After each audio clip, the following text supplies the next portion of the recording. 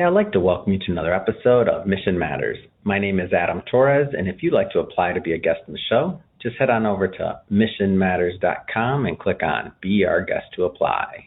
All right, so today I have Sylvia Kwan on the line, and she's CEO and Chief Investment Officer over at Ellevest. Sylvia, welcome to the show.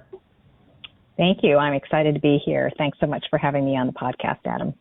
All right, Sylvia. So, and for everybody listening, this particular episode is going to be part of our Milken series where we cover the global conference that we go to every year. And I'll tell you, it's just one of my favorite conferences of the year.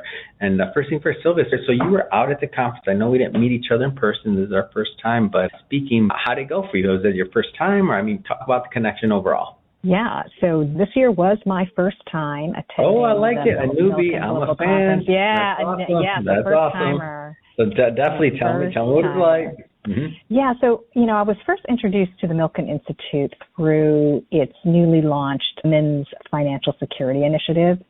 And so Milken had sponsored a talking circle with Gloria Steinem at her home and invited a number of female leaders from different disciplines to really discuss, how do we help women achieve financial security and success. And it was really through that participation that I was invited to speak at the global conference this year.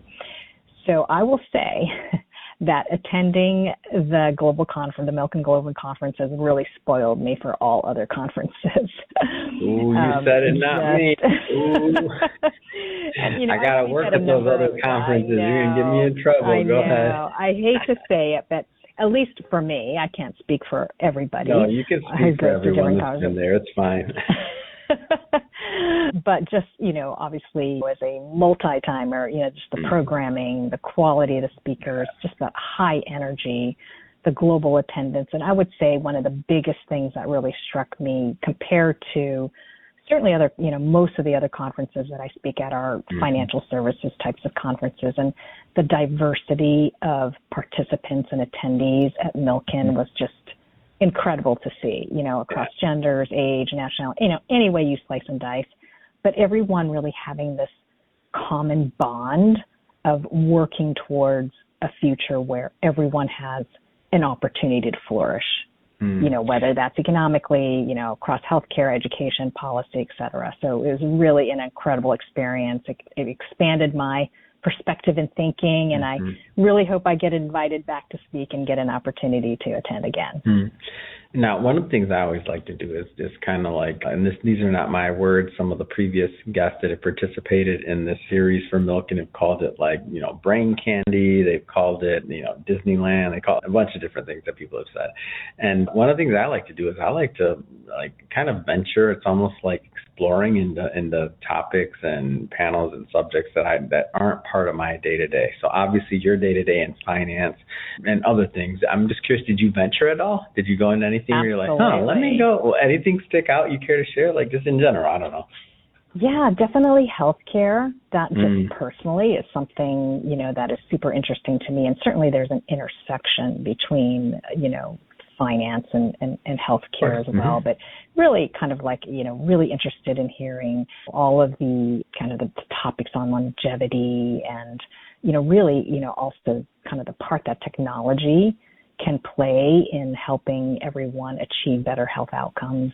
Super, super interesting. Love that. I went to a couple that were also on kind of entrepreneurs and a very growing segment of entrepreneurs being women over the age of 50 and having a ton of experience and maturity and, just learning a lot of, interesting statistics and findings just from all different types of industries and all different experts.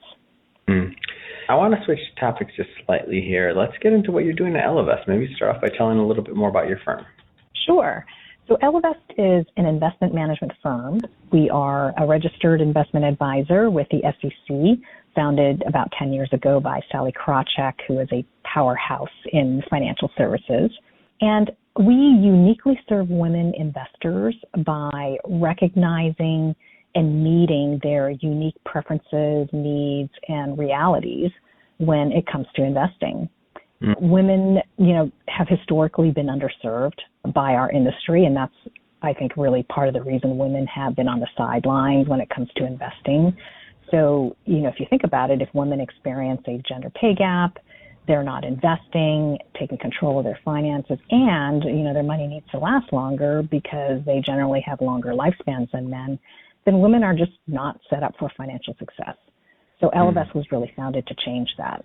So today, go ahead. No, you go ahead. Today what? I was just going to say today, we're focused on helping women, families, and allies kind of build, manage, and grow their wealth with intention through financial planning, wealth management, and retirement planning. So women want high financial returns, just like all of us do, but they also want their investments to have some kind of positive impact. So Ellevest as a firm, we are solely focused on helping investors invest for both returns and impact. Now, we hear this very often about the great wealth transfer, that's taking place right now and that'll continue to take place. What does this mean for women in wealth? Yeah, so the great wealth transfer, which is really the kind of the largest, intergenerational wealth transfer in history so far, shift of wealth from baby boomers and silent generation to younger generations. Everybody's talking about it, especially in the financial industry, but most are really focused on, how do we engage the next generation to build wealth and to invest. What's interesting is that we believe the industry really underestimates and undervalues the fact that before that wealth gets to the next generation, it actually goes to women first as the surviving spouses of the older generation. So these women will live 7, 10, even longer, number of years than their spouses. So they will have agency over that wealth first before it goes to the next generation. And so this is going to have a really... Why don't people talk about that, by the way? You're the first person I've heard talk about that. And I've heard, I do 50 interviews a week minimum. And I've done thousands of interviews. I'll do 1,500 to 2,000 interviews. And many of them, we have a big money show. You're the first person I ever brought up that moment in time. And I can't understand why. That's interesting. That's pretty shocking. I never thought of it. I never thought of it. Yeah.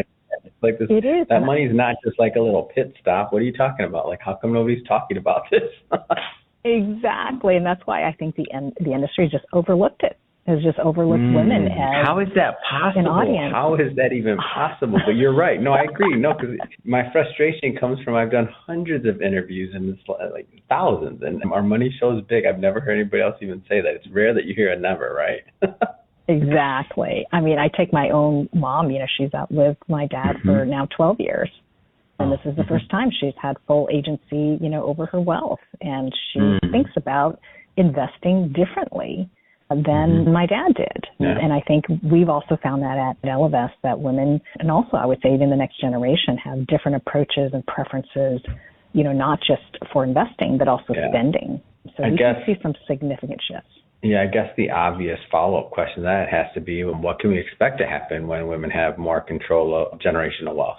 Is the industry prepared for it? That's the obvious follow-up, right? I don't think the industry is prepared for it because, first, number one, they're kind of overlooking, the fact that women are going to receive it first. But what we found at Ellevest is, and the data and the research really backs that up, is, women, they're more keen on aligning their investments with their values. So they're really focused on, how do we not only invest for returns, but also invest to make some kind of positive impact, whether that's environmental or gender or economic. I think women tend to be more philanthropic than men. They tend to invest more in their families and communities.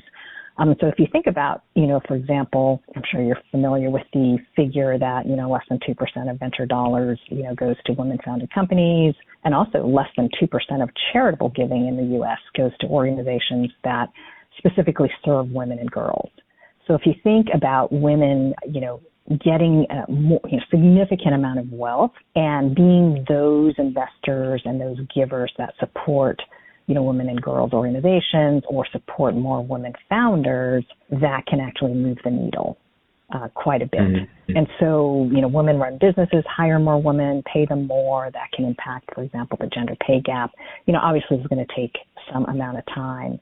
But we believe the Great Wealth Transfer has the potential to reshape society and society's beliefs about women and wealth. We kind of call this the feminization of wealth. And we believe it could really drive some meaningful change over time. Yeah. I think it's definitely something interesting to consider. And now, I mean, it's on my radar. Now for my audience, I mean, if they've been having conversations about this and I haven't heard it, I'm like, it's a great conversation to have. And it almost reminds me, not exactly, but I remember when the financial services industry was preparing for, if we go far back enough, like what's going to happen with the next year. Every generation they prepare, right? Every generation right. they prepare, but they prepare as it gets closer for that generation to actually, inherit some money, basically. Because right. then it's like they're going to be in control. We got to prepare, but that preparation comes a little bit. So I'd imagine as this wealth transfer continues to take place, that it'll be, what you're talking about, more people will catch on to it, and then obviously, hopefully, I know your company is doing that. Serve those needs, right? Exactly. We feel we're well positioned, and we certainly have seen a lot of women come to us for this very reason. Wonderful. Well, Sylvia, this has been great having you on the show today and catching up more about your experience over at the Milliken Conference, and to learn more about Ellevest. That being said, if somebody's listening or watching this and they want to learn more or want to connect with your team, how do they do that? A number of ways. You can certainly go to our website at ellevest.com, ELLEVEST. You can link in with me on LinkedIn. Ellevest also has a LinkedIn presence as well as an Instagram presence. So we're active on social media as well. So multiple ways to reach out to Ellevest. Perfect. And for everybody listening, just so you know, we'll definitely put the links in the show notes so that you can just click on them and head right on over. And speaking of the audience, if this is your first time with Mission Matters and you haven't done it yet, hit that subscribe or follow button. This is a daily show. Each and every day we're bringing you new content, new ideas, and hopefully new inspiration to help you along the way in your journey as well. So again, hit that subscribe or follow button. And Sylvia, thanks again for coming on the show. Thank you so much, Adam.